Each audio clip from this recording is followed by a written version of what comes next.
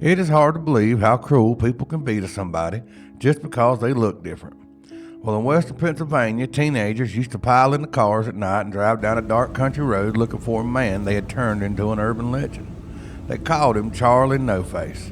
Some called him the Green Man, and the stories made him sound like some kind of monster wandering the roads after dark. But there was no monster. There was a man. His name was Raymond Robinson, and he was so profoundly disfigured by an electrical accident as a child that people sometimes treated the sight of him like an attraction. Some went looking because they were curious, some actually stopped and got to know him, and some were cruel. But somewhere along the way, a real human being became the scary story teenagers told each other before driving out to find him. And that's the part of Charlie No Face I want to tell you about, not the legend, the man underneath it. In 1919, Raymond Robinson was 8 years old. He was playing near a trolley bridge outside of Beaver Falls, Pennsylvania. When he climbed towards a bird's nest, Raymond came into contact with a high-voltage electric line, and what happened next should have killed him, but it didn't.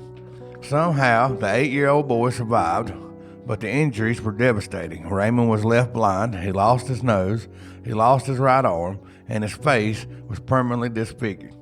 He survived something that should have ended his life before it had really even begun. Then Raymond had to figure out how to live the rest of his life. He grew up around Copeland, Pennsylvania. He learned to make things with his hands, wallets, belts, doormats. Raymond liked to walk, something most of us wouldn't think twice about.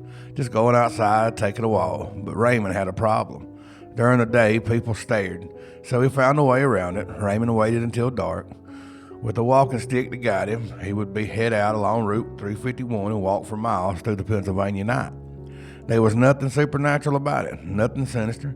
It was just a man taking a walk at a time when he could have a little peace. But eventually, people started talking. There was a strange-looking man who walked that road after dark. Somebody told somebody else, and they told somebody else, and now, you know how stories work. Eventually, Raymond Robinson wasn't Raymond Robinson anymore. He became Charlie No Face, the Green Man. Stories claimed his skin was green. Some said he glowed. Others eventually turned him into something supernatural, a ghost, a creature, something haunted. The dark roads and tunnels of western Pennsylvania. And teenagers did what teenagers have always done when somebody tells them there's something strange down a dark road. They went looking for it. They'd pile in the cars, drive out along Route 351 and try to find Charlie No Face. Sometimes they actually did. Except when they stopped the car, there wasn't a monster standing there, and there was Raymond. Some people stopped and talked to him. Some brought him cigarettes, some brought him beer, photographs with him, and once people actually talked to the man, they heard all those stories about it.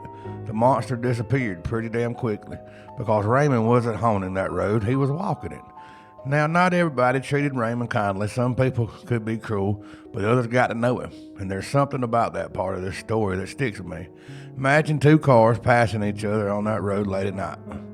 One carload of teenagers are scared half to death looking for the legendary Charlie No Face.